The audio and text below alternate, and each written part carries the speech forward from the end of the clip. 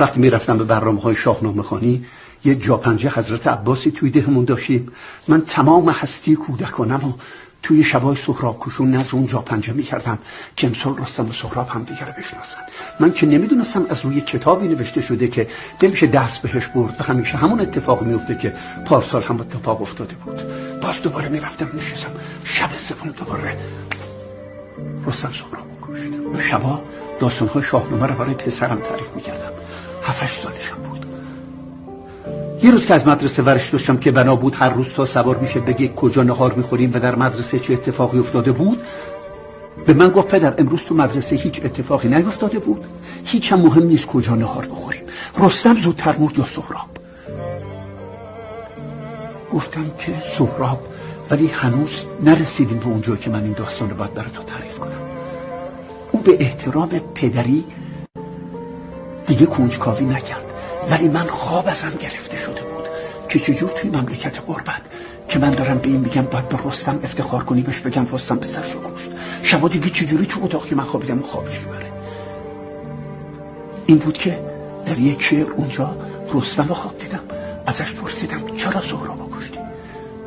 خواب میدیدم، تیکای کوچیکشو میخونم، خواب میدیدم که رستم بود و من بودم، قصه دار قصه فرزند کشتن، با تهمتن هم سخن بودم، من به او میگفتم ای پیر دلیر پهنه تاریخ، یک تازه صحنه تاریخ، داستان رستم و سهراب را خواندم، داستان پور و باب قوت ور در موجهای خشم و کین در بحر بی پایاب را خواندم. آشکارا در دل سهراب مهر رستم بود، در دل رستم ولی مهر پسر کم بود.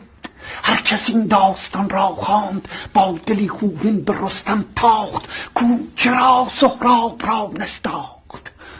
رستم اما گفت میدانستم از آغاز کن برو بازو که سهراب است، وانچه چون خورشید میتابید بر جانم آفتاب روی سهراب است. من بر آن رخش جوانان روز رستمی اما جوان دیدم، راست میگویم در آن پیکار رستمی را ناتوان دیدم. بعد در طول شعر رستم به من میگه که من خودم بهش کمک کردم تو کشتی اول منو برد بالا که بزنه زمین و این به میدان رستم کش بشه، رستم کش تا پهلوان جهان بشه و پهلوانی در خاندان سام باقی بمونه.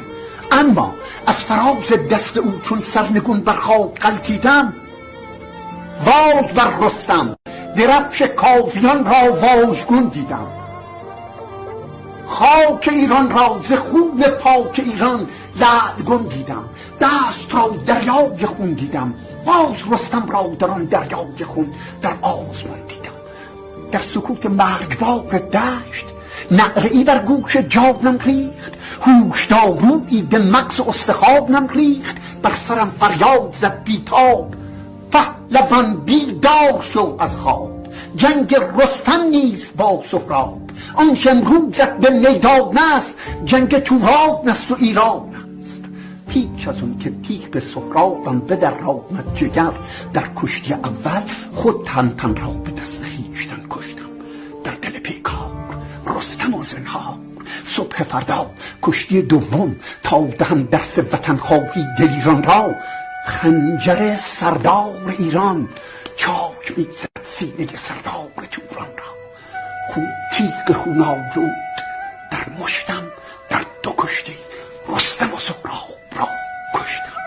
آنچه باقی ماند اونچه او تا جاودان جاوید کیهان بود، سرفراز و سرور تاریخ دوران بود، ایران بود.